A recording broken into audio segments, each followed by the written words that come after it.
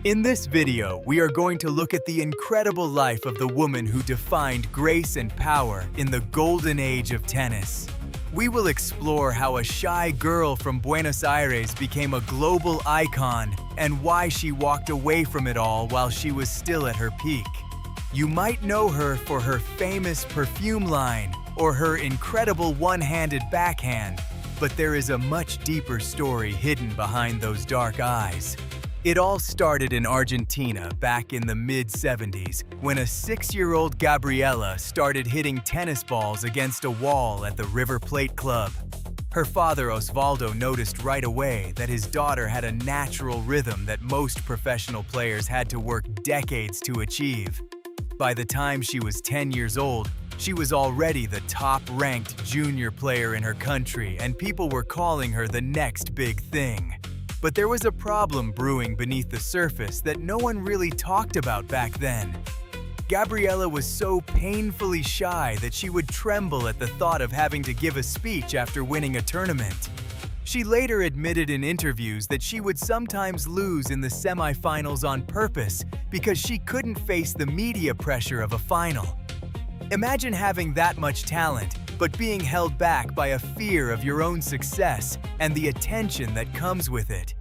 Despite that internal struggle, her talent was simply too big to hide, and she moved to Miami to train with the legendary coach Pato Ape. By the age of 14, she had already won the Junior French Open, and she became the youngest player ever to reach the semifinals of the main French Open.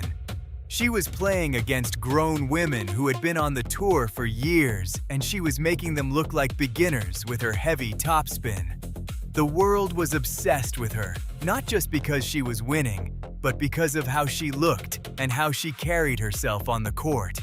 The media called her the Pearl of the Pampas, and she quickly became one of the most photographed women on the entire planet. But being a teen idol in the 80s meant you had to face off against one of the greatest dynasties in sports history. That dynasty was led by Steffi Graf, who was essentially a human backboard and Gabriela's biggest rival for her entire professional career.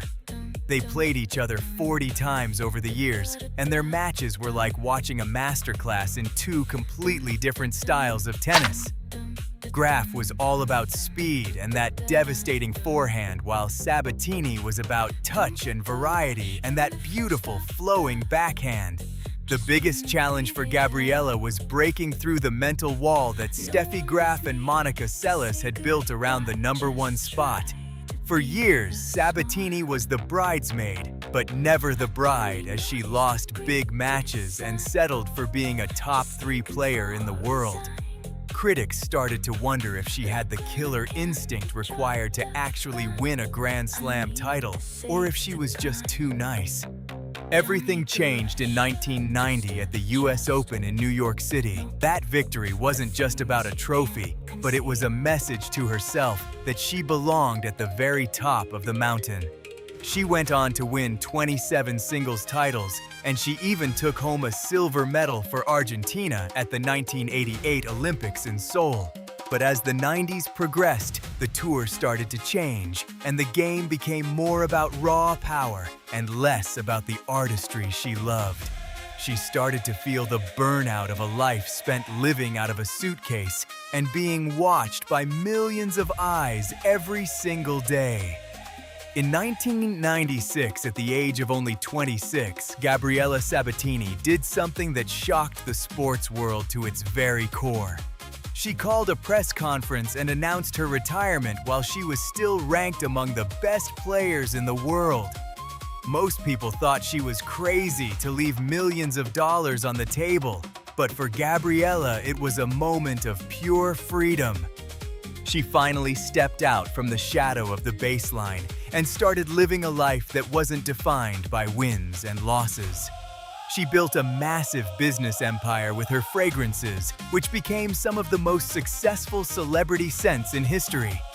Instead of hitting tennis balls, she was learning about chemistry and marketing and proving she was just as sharp in the boardroom. Today, she lives a quiet life between Switzerland and Argentina, and she looks like she hasn't aged a single day since she left the court. She stays active by cycling and swimming, but she rarely picks up a tennis racket unless it is for a charity event or a fun exhibition. Gabriela Sabatini remains a legend because she showed us that you can be a fierce competitor without losing your soul or your kindness. She proved that it is okay to walk away when the joy is gone, even if the rest of the world thinks you should keep going. Her legacy is one of beauty and balance and a reminder that there is much more to life than just the trophies in your cabinet.